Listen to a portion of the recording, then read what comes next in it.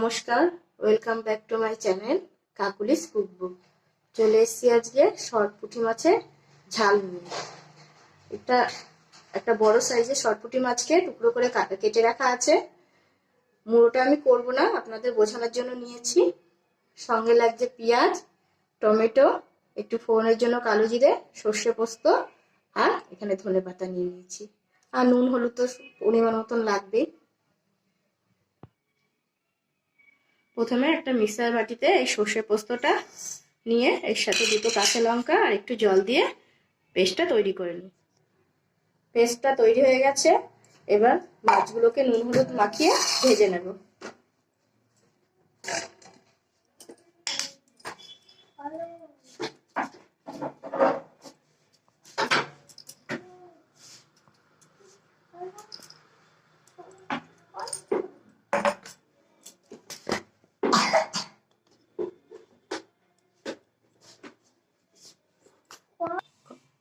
কড়াইয়ে তেলটা গরম করে নিচ্ছি। এবার এর মধ্যে একে একে মাছগুলো দিয়ে ভেজে নেব।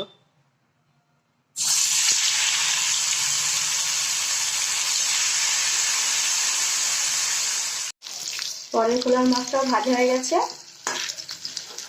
সব মাছ ভাজা হয়ে গেলে এবার রান্নাটা শুরু করব।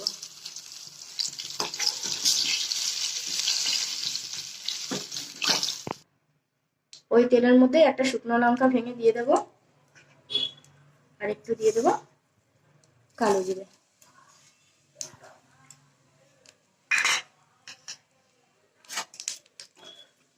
ফোড়নটা একটু হলে পেঁয়াজটা দিয়ে দেবো।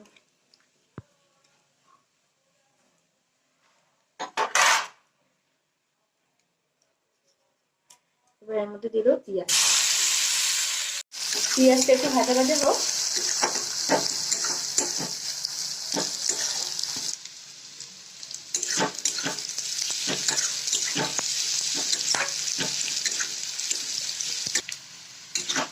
পেঁয়াজগুলো ভাজা হয়ে গেছে। এবার এর মধ্যে দিয়ে দেবো দুটো চেরা কাঁচা লঙ্কা এবং একটা টমেটো কুচি।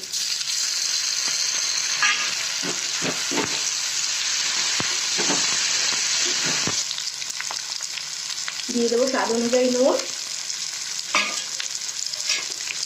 একটু হলুদ,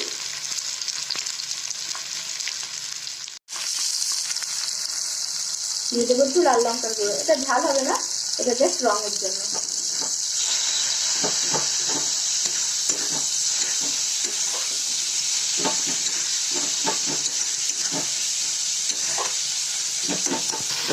সমস্ত উপকরণ দিয়ে একটু নাড়াচাড়া করে ঢেকে দিই, যাতে টমেটোগুলো একটু গলে যায়। ঢাকনাটা খুলে দেখে নেব। দেখুন টমেটোগুলো গলে গেছে এবং কি সুন্দর একটা রং হয়েছে। এবার এর মধ্যে দিয়ে দেবো সর্ষে পোস্ত বাটাটা।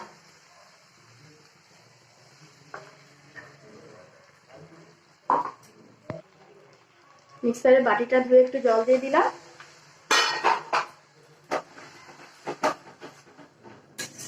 মশলাটাকে ভালো করে কষিয়ে নেব।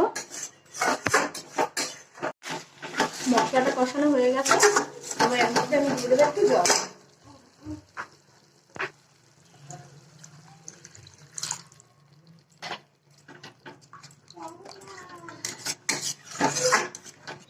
জল দিয়ে এবার একটু ফুটতে দেবো, একটু ঢেকে দিই। ঝোলটা ফুটে উঠেছে। এবার এর মধ্যে মাছগুলো দিয়ে ঢাকা দিয়ে দেবো।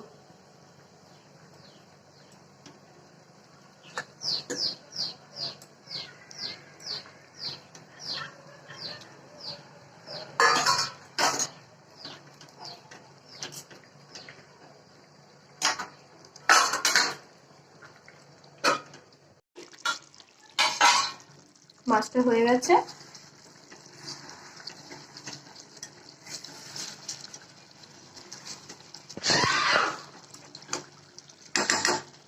এবার এর মধ্যে দিয়ে দেবো একটু কাঁচা সরষের তেল,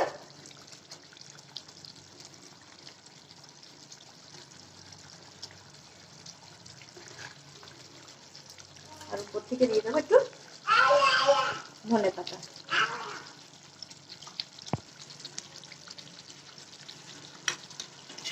হয়ে গেছে আজকে আমার পুঁটি মাছের শর্ট পুঁটি মাছের ঝাল। গ্যাসটা নিভিয়ে দিই। এটাকে সার্ভ করে ফিরে আসছি।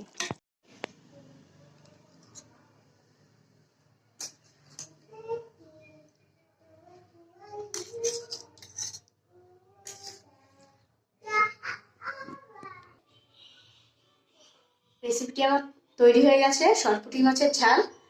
তাহলে রেসিপিটি যদি আপনাদের ভালো লেগে থাকে তাহলে লাইক করবেন, শেয়ার করবেন এবং সাবস্ক্রাইব করবেন, এবং নিত্য নতুন রেসিপি আপডেট পাওয়ার জন্য বেল আইকনটি ক্লিক করবেন। তাহলে আজকের মতন এতটুকুনি, ধন্যবাদ।